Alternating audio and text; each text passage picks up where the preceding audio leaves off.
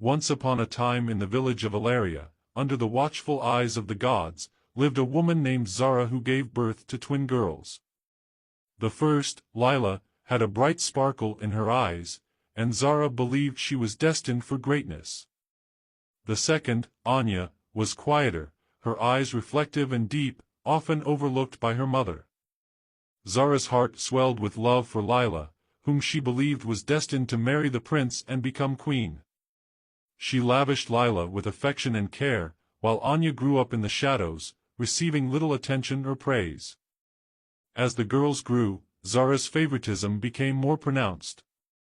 Lila received the best of everything, education, clothes, and opportunities, while Anya was left to fend for herself.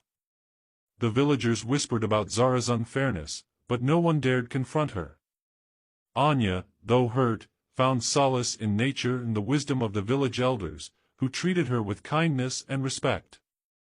Lila basked in the attention, becoming vain and entitled, while Anya grew humble and wise. Despite their differences, a bond existed between the twins, though strained by Zara's favoritism. The village watched, curious about the future of the two sisters, unaware of the destiny that awaited them both. Before we continue, please like, comment, share, and follow to encourage my content. Thanks. Now back to the story. Anya found peace in her daily trips to the village stream, where she fetched water for her household. The stream was a sanctuary, a place where she could escape the weight of her mother's neglect and find solace in nature. One morning, as the sun cast a golden glow over the water, Anya knelt by the stream to fill her clay jar. As she did, she noticed a figure on the opposite bank, drawing water as well. The figure, a young man with a noble bearing, glanced up and met her eyes. He was not dressed like the villagers, and there was a regal air about him. Anya, curious but cautious, offered a polite smile.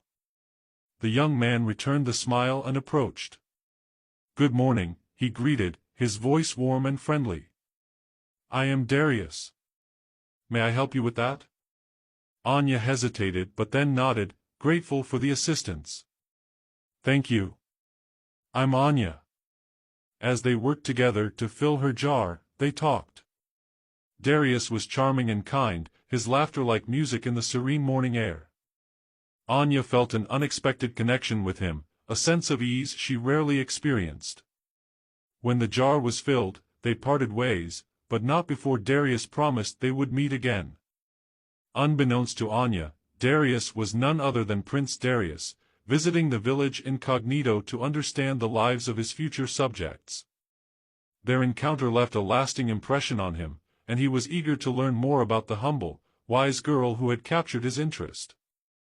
Days turned into weeks, and Anya's thoughts often drifted back to her encounter with Darius at the stream. Meanwhile, preparations were underway for a grand festival in the village, celebrating the arrival of the prince. Zara was ecstatic, certain that Lila would capture the prince's heart and secure their family's future. Lila was dressed in the finest garments, adorned with jewels, and coached on how to behave in the prince's presence.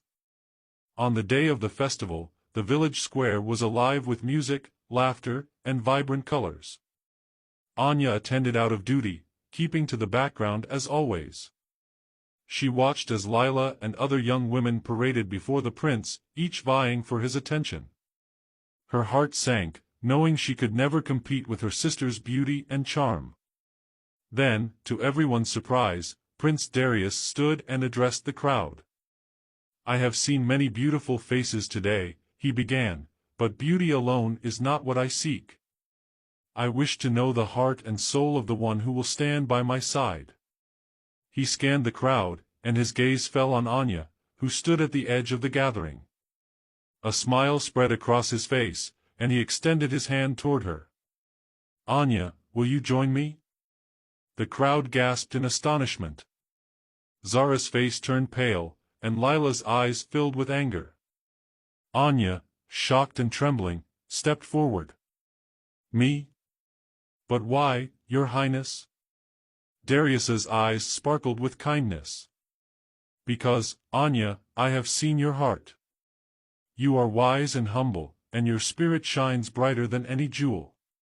I would be honored to know you better." Anya's heart raced as she took his hand, and together they stepped into the center of the square. The villagers watched in awe as Prince Darius danced with Anya, their connection evident in every step. Lila's resentment grew, and Zara's plans for her favored daughter began to crumble. The future, it seemed, held unexpected twists for them all, setting the stage for a journey of love, betrayal, and destiny. Watch out for the next part.